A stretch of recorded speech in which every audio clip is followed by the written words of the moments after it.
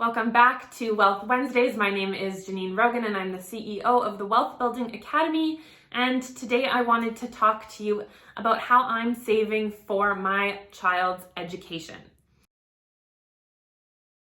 Now, many people have conflicting views on whether or not you should be paying for your children's post-secondary. My parents paid for my post-secondary, which is a benefit that I am continually reaping. I did not have any student loans coming out of school, and that was such a gift. And so I want to be able to do that for my child as well. Now, I am going to be using a mix of the RESP as well as an informal trust. The RESP is the Registered Education Savings Plan, and it does have a lifetime contribution limit of $50,000 per child. The Government of Canada will match 20% of your contributions up to $7,200. So if you're wondering if you need to contribute the full $50,000 to get the entire grant, the answer is no. You need to contribute about $2,500 a year to get the maximum grant of about $500 per year from the government, and you'll need to do this for about 14 or so years. That last year you might contribute a little bit less. You can use this to then grow the wealth within the RESP tax-free until your child becomes of an age where they are attending post-secondary. Once you've done this, you can pull that money out of the RESP in their name, and it will be taxed in their name, which if they're making less than the first tax bracket, which is usually about $40,000, they won't actually pay any tax on that money that is being withdrawn.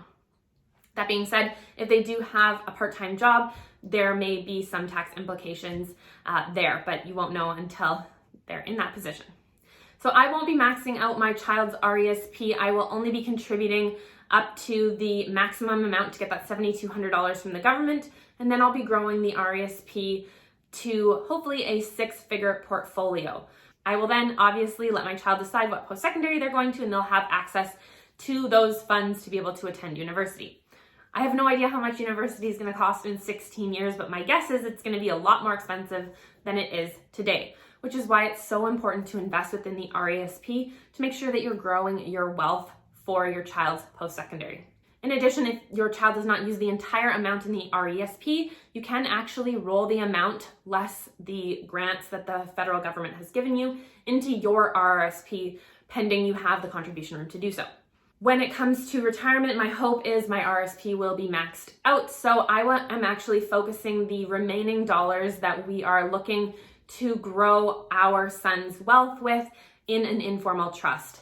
I set up my informal trust through Questrade, and I'll be taking a long-term strategy to investing and building wealth for him. I want him to have every opportunity available to him, and I have no idea what this money will be for. Maybe it'll be a house down payment, maybe it will be for a master's program, or maybe it will just be to travel the world for a year or two.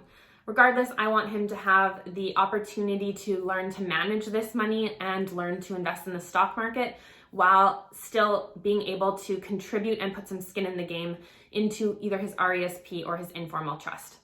You can set up a formal trust, but you do need a lot of lawyers and legal fees to go ahead and do so.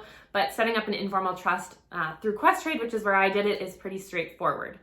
At the end of the day, I'm hoping to have a few $100,000 over the course of his lifetime to give him, whether, again, that be for his post-secondary education or buying a home or helping him out in some other way.